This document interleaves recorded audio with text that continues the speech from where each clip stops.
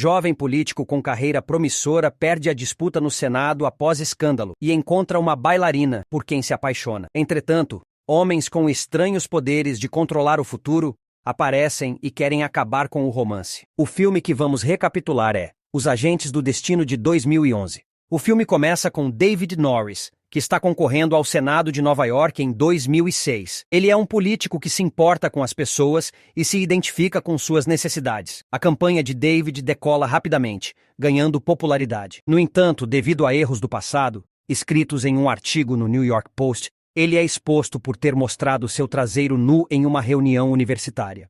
No dia da eleição, a NBC News prevê uma derrota esmagadora para David, mesmo antes de todas as cédulas do condado serem contadas. David entra sozinho no banheiro masculino para pensar. Enquanto se prepara para seu discurso, ele ouve ruídos vindos de uma das cabines, mostrando que ela está ocupada por uma mulher. Elise Saez sai da cabine, descalça e segurando seus sapatos. Ela explica que se escondeu lá da segurança depois de invadir um casamento por um desafio. Os dois se dão bem imediatamente. Elise admite que achou engraçada a brincadeira de reencontro de David.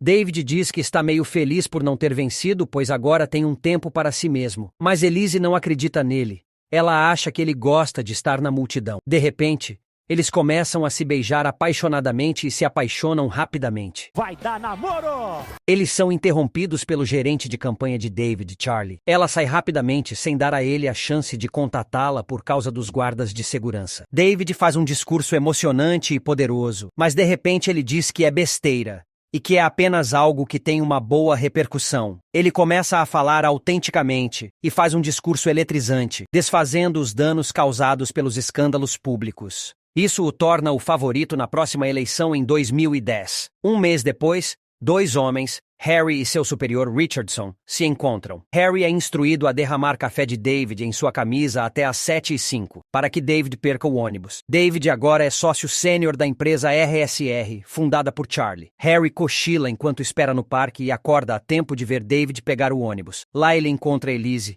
e eles mal conseguem acreditar que estão se encontrando novamente. Harry corre atrás do ônibus. Eles se atualizam sobre os eventos recentes, e ela diz a ele que precisa concorrer ao Senado novamente. Harry é atropelado por um carro e verifica o seu caderno, descobrindo que David saiu do plano. O telefone de David continua tocando continuamente, interrompendo o momento deles, então ela simplesmente o joga no seu café. Ela escreve o número dela em um cartão, e ele promete ligar para ela em breve, sentindo que o destino os uniu. David chega aos escritórios da RSR e cumprimenta vários funcionários, sem perceber que eles parecem ter parado no tempo. Ele entra na sala de conferências e encontra Richardson lá com vários de seus homens. Um deles está agitando um estranho instrumento sobre Charlie, que também está congelado no tempo. Richardson ordena a seus homens que prendam David. Corre, piranha, corre! Ele foge, mas a cada curva, mais homens de Richardson o atacam, parecendo surgir do nada.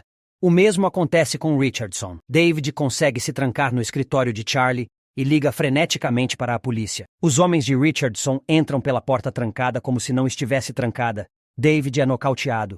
Quando ele acorda, ouve Richardson tentando dizer a seus homens que David precisa ser reiniciado. David não tem ideia do que eles querem dizer ou dizem. Finalmente, Richardson se aproxima de David e fala sobre si mesmo. Ele tem o trabalho de garantir que tudo aconteça de acordo com o plano. O plano é como os eventos atuais devem acontecer e como as vidas das pessoas devem ser vividas. David acha que Richardson está louco e tenta escapar. Richardson amassa um pequeno pedaço do chão para fazer David tropeçar. Ele pode ler a mente de David, e eles são o que fazem tudo acontecer de acordo, ou TAB. Richardson explica que David deveria derramar o café, fazendo com que ele perdesse o ônibus e chegasse ao trabalho 10 minutos atrasado, o que o impediria de ver Richardson e sua equipe ajustando Charlie. Agora que ele viu Tab em ação, Richardson precisa de garantias de que ele nunca contará a mais ninguém o que viu, algo que nenhum humano pode saber que existe. Richardson diz que se David falar sobre Tab, eles resetarão seu cérebro, apagarão sua personalidade e o farão parecer louco pelo resto da vida. Mas Richardson também diz a ele que seu encontro com Elise no ônibus não deveria ter acontecido e que ele nunca deveria vê-la novamente. Eles encontram o cartão em que ela escreveu seu número, o queimam e o jogam no escritório de Charlie. David fica surpreso como Charlie mudou de ideia sobre uma proposta que ele era tão contra apenas uma hora atrás. Algumas coisas não parecem certas para Harry. Algum tempo depois, David está sentado em um pequeno bar tentando lembrar o número de telefone de Elise de cabeça. Harry se junta a ele e se pergunta por que David está obcecado por uma mulher quando seu mundo inteiro foi virado de cabeça para baixo. Ele lhe diz que ele nunca pode ligar para ela, mesmo que se lembre de seu número. Harry sugere que eles se encontrem em outro lugar. Eles se encontram em um barco e Harry explica a ele que a água os impede de ler suas ações. Ele conta tudo sobre o propósito deles na sociedade humana. Eles não podem ler mentes, só conhecem os padrões de outras pessoas, o que os torna fáceis de prever. Posso ler seus pensamentos.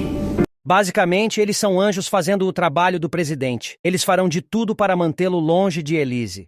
Harry sugere que ele esqueça ela e siga em frente. 3 anos depois, David ainda espera encontrá-la, prestando muita atenção ao seu redor. Enquanto está no ônibus, ele vê Elise na calçada e grita para parar o ônibus. Ele a alcança e diz a ela que andou no mesmo ônibus por 3 anos esperando encontrá-la. Eles saem para dar uma volta e ele jura que perdeu o número dela, e não tem o sobrenome dela para procurá-la também. Tab rapidamente descobre que David está fora do plano. Richardson ainda está ocupado limpando a bagunça de Harry. Richardson é informado que ela está se desviando muito do caminho. Eles percebem que, no ajuste, se eles se beijarem, isso será uma divergência irreparável do plano. Charlie o encontra. Foi obra do Tab. David tem um discurso que não pode perder. E Elise não vai permitir que ele o perca por causa dela. Ela diz que está ensaiando a 3 minutos de onde ele dará o discurso. Tudo de acordo com o plano do Tab. No momento em que estão prestes a se beijar, Richardson envia uma mensagem para Charlie com um aceno de dedo. Então, Charlie pede a David para se apressar. Ele se contenta com um beijo na bochecha. Richardson suspira aliviado. David promete que nada o separará e que ele a verá novamente em breve. Ele está concorrendo novamente a uma vaga no Senado. O ensaio de Elise foi transferido para outro local. Quando o discurso termina, David avista Richardson na janela com seus homens. Ele suspeita que algo está errado. O auditório do Pier 17 está fechado. Ele tenta ligar, mas a ligação é interrompida. Tab está acompanhando seus próximos movimentos e já tomou medidas contra eles. David continua correndo, então Richardson decide confrontá-lo. David pergunta por que eles estão se esforçando tanto para mantê-los separados, obtendo a resposta de que é por causa do plano. Ele argumenta que o plano está errado, mesmo que Deus o tenha escrito. Acontece que Richardson não sabe por que David não deveria ficar com Elise. Ué? Ele está apenas seguindo o plano. Ele vai a uma cafeteria e um dos clientes aponta onde fica a companhia de balé. Ele tenta pegar um táxi, mas não tem sucesso. Tab está bem atrás dele. David não desiste. Corre atrás de um dos táxis e eles eventualmente param, apenas para se envolverem em um acidente. Como ele é o único que testemunhou o acidente, o policial tenta detê-lo para interrogá-lo o máximo possível, até que ele perceba a verdade.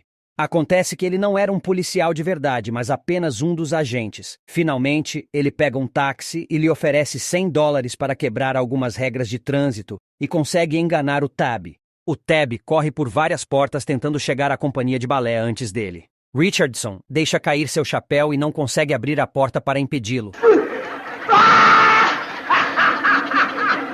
É quando David abre e vê Elise dançando. Richardson diz a ele para comemorar agora, porque pessoas mais poderosas que ele estão vindo. Mas neste momento, David não se importa. Richardson se encontra com seu superior e descobre que Elise e David deveriam estar juntos, mas o plano mudou em 2005 e há resquícios de planos antigos que os fazem se aproximar um do outro. Richardson se aproxima de Harry e diz que não é culpa dele ter adormecido naquele dia.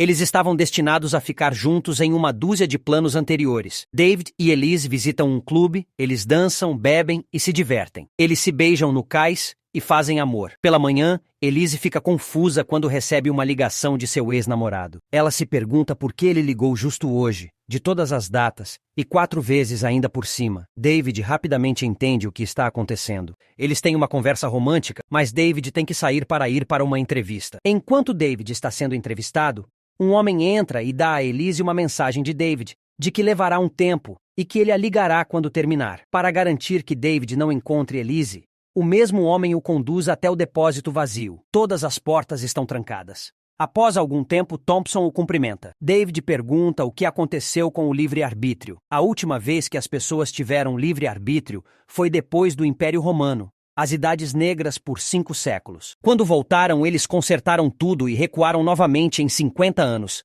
As pessoas não têm livre-arbítrio, têm a aparência de livre-arbítrio. Thompson então explica que não foi acidente ele encontrar Elise no banheiro masculino, pois isso o inspirou a fazer um ótimo discurso e o tornou o favorito para a próxima eleição. David vencerá a próxima eleição, e mais 4 depois dessa, e mais tarde se tornará presidente. Isso não acontecerá se ele ficar com Elise. David não concorda com seu destino, ele a escolherá, não importa o que aconteça. Thompson abre os portões e o deixa sair. Ele ainda pode chegar ao show de Elise. Lá, David assiste a Elise dançando. Thompson diz a David que, se ele ficar com ela, isso não apenas destruirá seus sonhos, mas também os dela. Elise se tornaria a dançarina mais famosa do mundo, mas com ele, ela estaria ensinando crianças de 6 anos a dançar. Thompson diz que a decisão é dele. Quando Thompson está saindo, ele acena com a cabeça e Elise cai. Vai tomando seu rabo! David a leva para o hospital. Thompson se aproxima de David e diz que é culpa dele que ela torceu o tornozelo. Ele dá um soco em Thompson. Ele diz que é apenas uma torção, mas da próxima vez ele tirará tudo que ela se importa. Ele diz novamente que depende dele desistir dela. David fica aliviado que seja apenas uma torção. Abraça Elise e diz a ela que fará algumas ligações e deixa o hospital. Richardson diz a Harry que está feito. Elise está com o coração partido. Harry se pergunta se o plano está sempre certo. O presidente tem o plano e os anjos só veem parte dele. 11 meses depois, David tem uma vantagem avassaladora nas pesquisas. No entanto, Charlie dá a triste notícia a ele de que Elise vai se casar com seu ex-namorado em uma semana. Harry combina de se encontrar com David em um cais e diz a ele que Thompson mentiu sobre Elise trazer seu lado imprudente à tona. Ele lhe conta a verdade. Ele tem um vazio em seu coração que ele preenche com pessoas torcendo e votando, e quando ele está com Elise, ela será suficiente para ele, e ele não sonhará mais em chegar à Casa Branca. Harry revela a David que sente pena dele porque sua família foi um sacrifício para ele estar onde está agora. O casamento de Elise é amanhã. David pede a Harry para ajudá-lo, ensinando-o a se teleportar através das portas. Ele o aconselha a sempre girar a maçaneta no sentido horário e não o contrário. As portas nunca estão trancadas quando eles estão usando seu chapéu especial. Harry pede para esperar. Nesse momento, David vê Harry girar a maçaneta no sentido anti-horário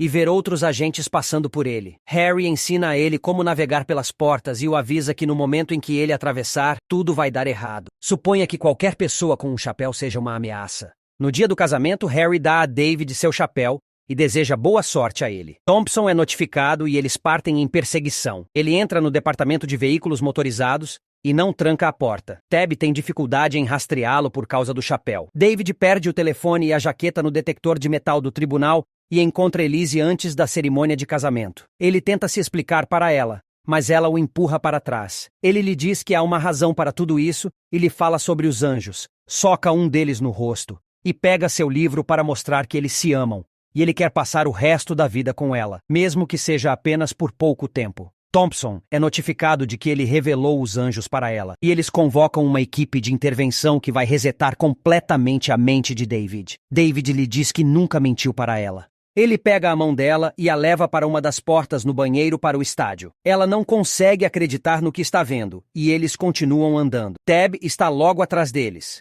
David implora a Elise para confiar nele, e ela confia.